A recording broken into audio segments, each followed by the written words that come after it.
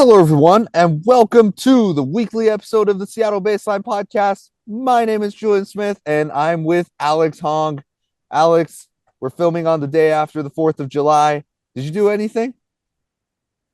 Yeah, hey Julian. I had a pretty good fourth. I initially went out to eat lunch with my grandparents and my parents, and then for the fireworks thing, me and a few of my friends went on my friend's roof actually, and we watched the fireworks from above, and we watched it from pretty high, probably around like 700 feet above sea level. So it was pretty cool. We got to see fireworks from a lot of different places. So I had a fun night. How about you? Did you have a fun night?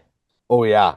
I went to Safeway the night before to get hot dog buns, and we cooked hot dogs for basically the whole day. That was super awesome. Oh, Only day okay. that I would be able to eat so many hot dogs. It was insane. Yeah, honestly, that sounds pretty appetizing. Like, I'm a little hungry based on what you just said, so that's pretty cool. I haven't actually had hot dogs in a while, so Really? yeah. But one thing I do want to mention is that the Mariners had a really good 4th of July as well. They had a lot of fun yesterday beating up the Pirates. So, do you have any thoughts on that? Yeah. So the Pirates came to town on the first game. We totally sunk their ship. It was super awesome.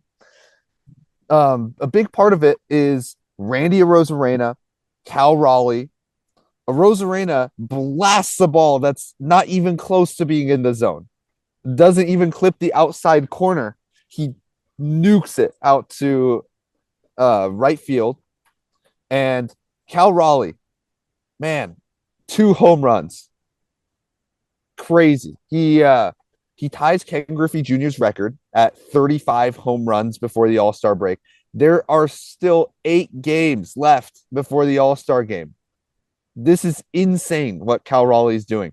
He deserves to be an All-Star. I am so happy that he's in the starting team in the All-Star game. Sorry, Alex. Did you watch the game yesterday? How'd you feel about it?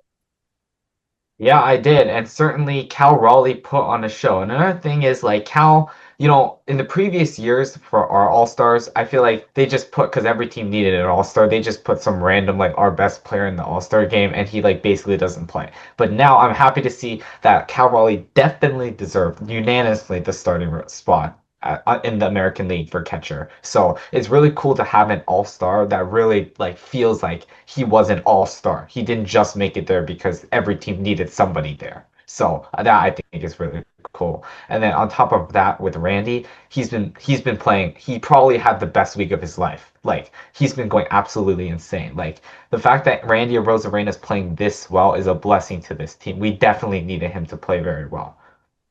Yeah, Randy Arozarena has gotten 5 home runs in the last 5 games.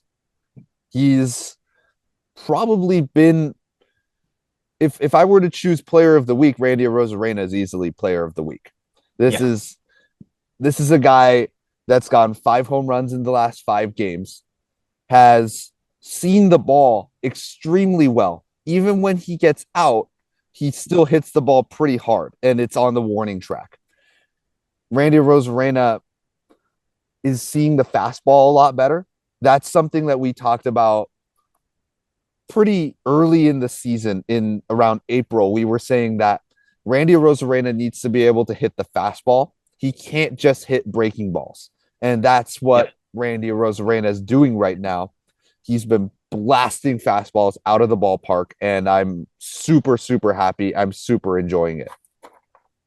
Yeah.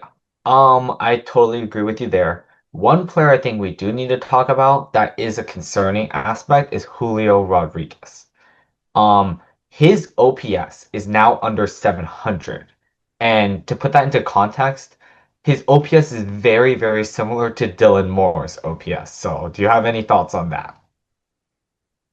Um, well, first I need to start with Dylan Moore's OPS cannot possibly be good.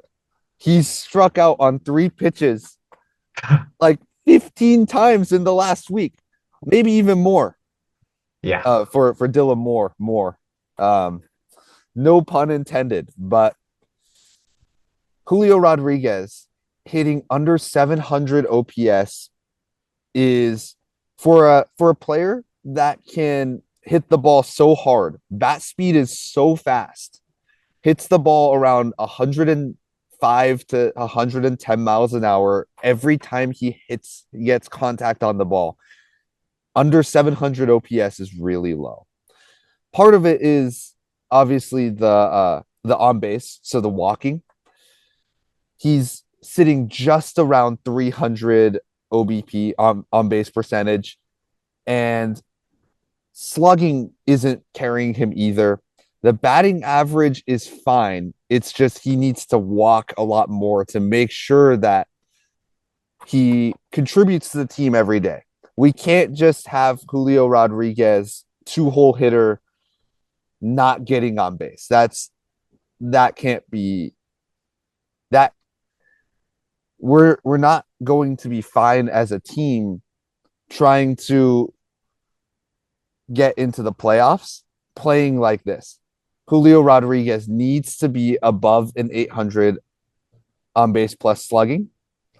And to see Julio barely get singles, not even walk, that's not acceptable for this team. Yeah, I definitely agree. I mean, he just needs to get on base more. And when he does get on base, he needs to actually hit for extra bases. Recently, he's been just a singles hitter, and he cannot just be a singles hitter. We're paying him like a superstar. He's supposed to be one of our superstars, but he's not playing like one this year. So, yeah. Um, I for the payment thing, I have to disagree with you on that. Julio Rodriguez barely makes around $20 million a year, which is for a superstar, it's really low. Yeah, I agree, but he still needs to play like a superstar because we Yeah. had made an initial investment into him after like his second year in the league. So we expected him to become a superstar. That's why we had paid him early instead of just letting his contract go. So For me, it's not really is he performing to what the contract says. To to what the contract says, Julio is actually performing extremely well. He's a 5-6 WAR player every year because his yeah. defense is really good, and he has that one dominant month where he can bring his OPS back to 800. So if the question of is Julio performing to where his contract needs him to perform? Yes, he is. But is Julio Rodriguez, when you think of him as the cornerstone of this team alongside Cal Raleigh, is he performing to the level that the Mariners need him to perform to and to where Julio's overall ability says he should be performing? It's not. That's I think the part that I think is a little bit mixed up is Julio's contract is actually really, really team friendly. And that's partially because the Mariners can't offer a contract that's not as team friendly. The Mariners are not the most spending team in the league. And so the Mariners can't be spending $50 million a year on a player. Yeah. That's for a fact. But we are very happy to have Julio Rodriguez as defensive center fielder and an offensive cornerstone when he gets to that 1 month where he plays well. And that's my big thing is Julio Rodriguez can't rely on 1 month. He has to be a more consistent player. Maybe he doesn't hit 400 in a month, but hits 300 throughout the year. That's that's the type of player that we need Julio Rodriguez to be down the road. Obviously, he's young.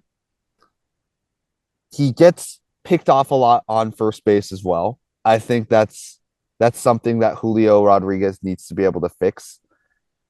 I'm wondering what you think about the picking off problem. Yeah, I just every time he gets picked off it's just very disappointing. I mean, I feel like players shouldn't get picked off very often. So the fact that he gets picked off at a more average rate, I mean, he is like a player who does like to steal, but there are a lot of players who do like to steal that just do not get picked off. So he definitely needs to be better on that. I'm less concerned about his defense. It's mostly his offensive productions that are very inconsistent. Sometimes like when Julio's playing without that good month, his stats would be a lot lower. So that's a tell that the rest of his season, besides that one really, really good month, albeit that really, really good month is really, really, really good. the rest of his months are just average play or maybe a little above average, and that's not what we expect out of him. So we definitely need him to be just more consistent throughout. Is definitely the way to go on that. And the defense is always there, so he's going to hold some sort of value to this team. Yeah. It's just aside from that 1 month, I'd say that he's actually a less than average player in terms of what he's giving to this team in not defense, but just offense. When you just look at the bat, Julio Rodriguez is not giving the amount that the average player would. I think that Julio Rodriguez needs to at least hit 750 OPS. At least hit he's hitting 250 average right now. That's good. But Mhm. his on base needs to be around 320 to 330. Yep, I agree. The next thing I think we should talk about is where the Mariners actually stand in the wild card race.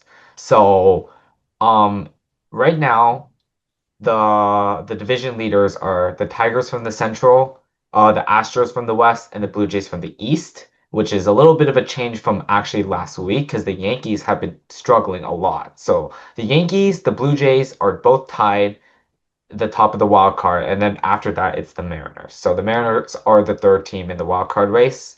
I think we should highlight maybe those teams and a few teams below us to see how we stand in the wild card race. So below us, no teams are actually above 500 below the Mariners. So the next best team would be the Red Sox, and then the Angels, and then the Rangers, I'd say. Do you have any thoughts on this? Yeah. You, well, below 500, meaning there's still one game below 500. The Boston Red Sox and the Los Angeles Angels of Anaheim are both one game below 500. The Angels, however, have had a better last 10 games record Hmm. than the Mariners have, than any of these top wildcard teams, the New York Yankees, the Tampa Bay Rays, the Boston Red Sox, the Mariners.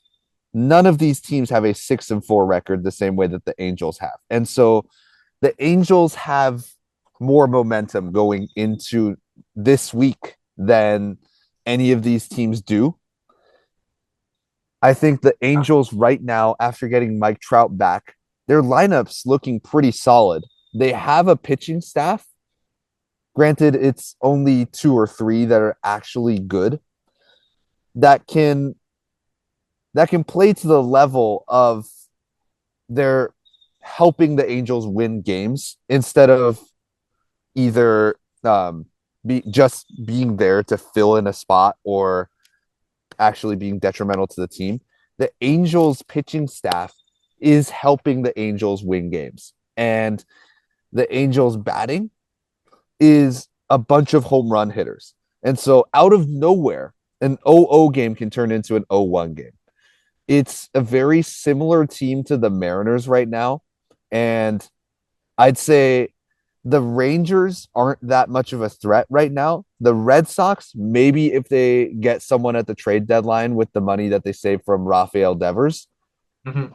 But the Angels are the team that I think we need to watch out for the most. They have players this year like Zach Neto, Mike Trout, these players that can play almost to the level of an all-star. I'd say Zach Neto was pretty close this year. They have Joe Adell, who's playing like an MVP for the last week and a half. The Angels are riding hot right now, and the Mariners need to be able to keep them lower than them. Yeah, definitely. We got to watch out for hot teams. I mean, the Astros didn't start out well this year, but they've eclipsed significantly and were red hot, and now they're like leading the division like crazy. So, definitely a red hot streak can happen. But the Mariners can also get red hot and turn the wild card race or even the division race around. So there's a lot of things that can change between now and the end before the playoffs actually hit. So the wild card race is something to keep an eye on at this point, but right now the Mariners are still in it, which is good, but the Mariners can easily, if they stop playing well, they can easily give it up to like the Angels or even the Red Sox. So we got to keep on going. Yeah, Do you have any more thoughts, Julian? I mean we're talking about the same team that dropped a 10-game lead against the Astros last season Yeah. in the course of a month. The Astros lead is not 100% certain. The Astros are riding hot right now, 8-2 in the last 10, but they could drop. What do you think the Mariners need to do from here in order to make sure that they make the playoffs, maybe even win the American League West? Consistency. I mean, we have a lot of players that are good, and when at their peak, they are very good. But the problem is they aren't as consistent. So some players are like Luis Castillo. When he's on, it's really good. It's like 6 or 7 innings with one earned run or zero. His bad games are like 5 runs in like 5 innings. So I mean, he can have good and bad games. We have some really consistent players, but we have a lot of inconsistent players, and I feel like those inconsistent players, like we're relying on like Luis Castillo is supposed to be one of our better pitchers, so we can't have him be that inconsistent. Logan Gilbert, he's been kind of inconsistent lately. His ERA isn't bad, but he's just not pitching enough innings, right? So he needs to be more consistently producing more innings, and I feel like if we solve some of the inconsistencies of our team, that'll boost the Mariners by at least a few more wins. I think than what they would if they weren't as consistent. So I think that's one of the biggest deals. And consistency is one of the most hardest things to achieve in baseball, but the best teams in the league are very consistent. So you're saying that if the Mariners can have a team where they know this is probably the amount of runs that they're going to score per game, they have that little outline where they know that in a given moment, Cal Raleigh is going to play well, Arozarena is going to play well. Now, who's the next player? JP Crawford.